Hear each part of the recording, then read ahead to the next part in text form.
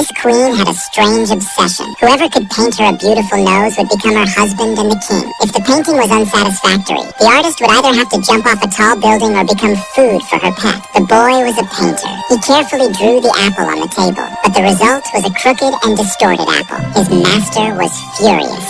To teach the boy a lesson, the master ordered him to send the painting to the queen. The boy knew this action was dangerous, but he had to obey his master's command. He could only try his luck. The boy quickly arrived at the queen's castle. However, as soon as he entered the city gate, a fly started staring at him. He tried to swat the fly, but missed, and the fly flew away. The boy was not satisfied. He picked up the painting scroll to swat the fly, accidentally damaging the scroll in the process. He was terrified and quickly opened the scroll to check. Fortunately, the queen's portrait inside was unharmed. At this moment, the fly flew over again. This time, he killed the fly with his hand, but the fly's blood stained the queen's nose in the painting. He quickly tried to wipe it off, but couldn't remove the stain. Seeing the painters before him being killed one by one, the boy became even more panicked. He frantically rubbed the painting, accidentally erasing the nose completely. The boy was desperate. He paced back and forth, trying to find a way to fix the mistake. Suddenly, he saw a paintbrush. He quickly picked up the brush and started painting a nose. The boy was so nervous that he accidentally drew a red line on the paper.